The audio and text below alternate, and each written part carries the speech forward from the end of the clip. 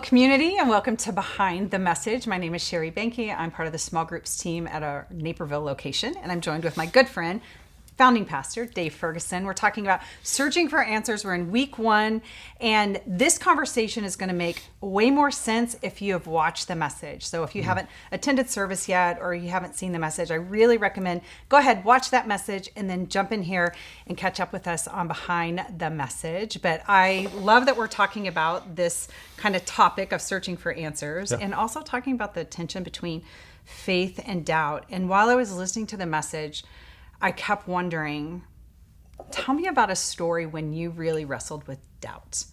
I think like in my 20s, I remember there was like a really specific thing I was praying about over and over and over and over again. And I got nothing. I mean, just nothing. Mm-hmm. And it kind of moved me in a place where I started to go like, well, maybe there is a God, but maybe it's more like, He's just this deity that created us and sent this ball called Earth spinning out in the atmosphere. And so it was a long time that I struggled with that. I think there's times too, and we may talk about some of this too. I think there's been my own disappointment, I think, and this may surprise people, but as a church leader, there's been my own disappointment in other church leaders, some of them that I've known very well. Yeah. And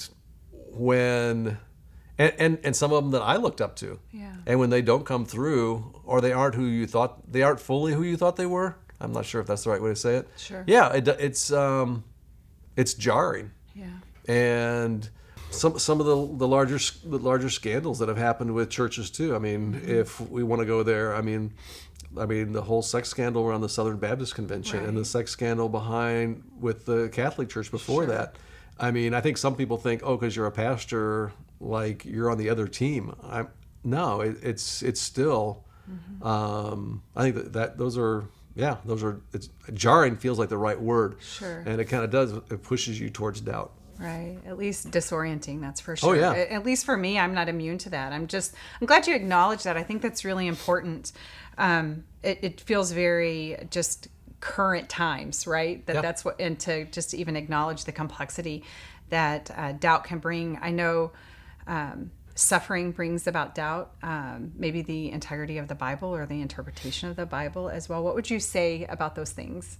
Well, my first thing I'd say about this, I'd say make sure you tune in next week because I think week 2 we're going to talk about about pain and suffering and how does a good God let those kind of things happen? Right. And then in week 3 we're going to intentionally deal with kind of the integrity of the Scripture and why you can really trust the Bible. Mm-hmm. So there's a lot we could say about that, but if the best content would probably be make sure you're there for week 2 and week 3 of Searching for Answers. Yeah, definitely.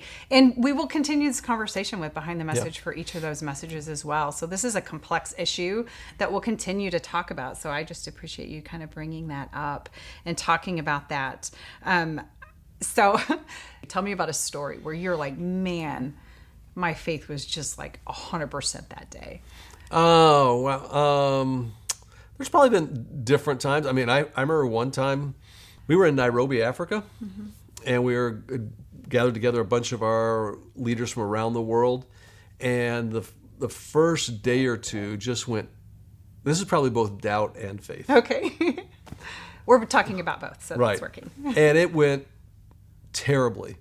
I mean, so I'm in Nairobi. I'm gathered there with some of the remarkable leaders around the world. I was supposed to be leading this thing about we're going to have this new vision, this new dream we're going to have.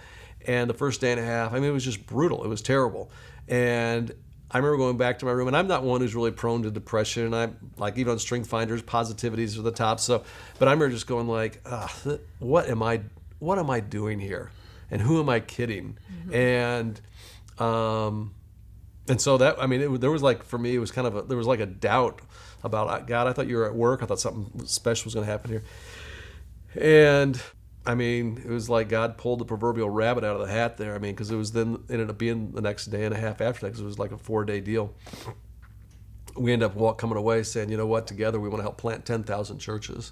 Wow. And New Thing is now, for those who aren't familiar with New Things, our church planting initiative, we've now gone past that number. Oh, wow. And so it was both the low and the high, and there was a song that was playing. You know how sometimes you associate certain memories with song. There's actually a song that I was playing then, and I continually come back to that because it just reminds me of kind of that moment of both kind of the valley and then also the mountaintop. What's the song? It's actually it's a great guy named, I don't even know the guy. It's a guy named Greg Kakis who plays, it's like instrumental stuff. I actually pulled it off of, I downloaded it when I was on the airplane on the way there, and I just happened to be playing it in that hotel room when, so it's not, there's no even words to it. Oh, okay. So it's just an instrumental when you hear it. It takes you back to that moment. But you still feel it. Oh, yeah. Very cool. No, I have one of those songs too. It's a community music song. Oh, really? Which one? Make Room. Oh. Yeah. Just during a season in my life where I knew I wasn't making room for God, and I was in the midst of doubt, probably even associated with this. And I remember just being pretty upset and angry and not really happy with God. If there was any doubt and any faith, it would be that I was mad at him.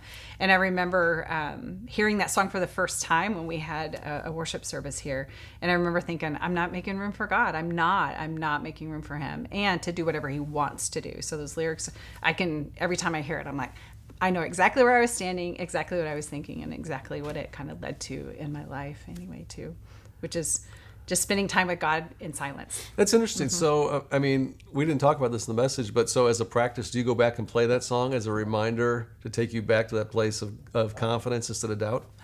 It does bring me to confidence instead of, I reach out and play it every now and then, but definitely whenever I hear it, it just reaffirms my faith and reaffirms,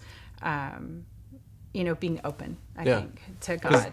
Like, there'll be lots of times where, like on a Sunday, if I'm driving over to whichever location I'm speaking at or whatever, they'll actually play that same song that was from like 2016 in Nairobi. Oh, wow. And it has this just kind of, I don't know what, it brings like a peace over me. Mm-hmm. Very cool. Yeah. No, thanks for sharing that story. I know, and hopefully that's encouraging for anybody who's listening to this as well, that tension runs back and forth for all of us. Even when we work in ministry, it still is kind of a tension to manage sometimes than a problem to solve. Oh, yeah. Very cool. Definitely.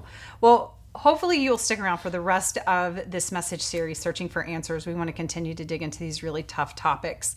Something that you mentioned, and I want to make sure we don't skip past it really quick, is deconstruction. Is that not like the buzzword, at least within the Christian faith, kind of going on right now?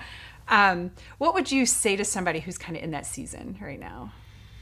I would say don't get stuck in your doubts. And I would say embrace your doubts. Don't be afraid of those doubts. And because my experience has been, and as I've seen other people too, doubts either become barriers or they become bridges. And I think sometimes people kind of they come up on a doubt, and eventually that doubt becomes their excuse for not growing spiritually. Mm-hmm. And it becomes this thing they say whenever they get asked about spiritual things or about church or about the relationship with God, and they just go, well, here's what happened with me. And essentially, instead of it really being a doubt, it just becomes like a barrier. Mm-hmm. But what my experience has been, and my observation has been, is that when people really pursue their doubts, that if God is who he said he is and Jesus is who he said he was, that those doubts will actually become bridges to greater places of faith. Mm-hmm. It may not be exactly to the place you think, right, but they will take you to greater places spiritually. So I would encourage everyone to pursue your doubts. Don't be afraid of them. Don't get stuck in them. And secondly, I would say, don't do it on your own. Mm. I think if the only feedback that I have about the things that I'm struggling with is just what's going on in my brain, that is a dangerous ecosystem. Yes, I can agree. Because we begin to craft stories and we reinforce those stories over and over again, and you need other people who've had other experiences, and they will be a huge help to make sure that doubt, it becomes a bridge to another place, a better place spiritually. Mm-hmm. The last thing I would say is also don't confuse people with God. I'd say don't confuse people with God. A lot of my own kind of, I'd say my own doubts, my own valleys have been when people have let me down, or when people have disappointed me, or when people have hurt me, or what I felt like failed me.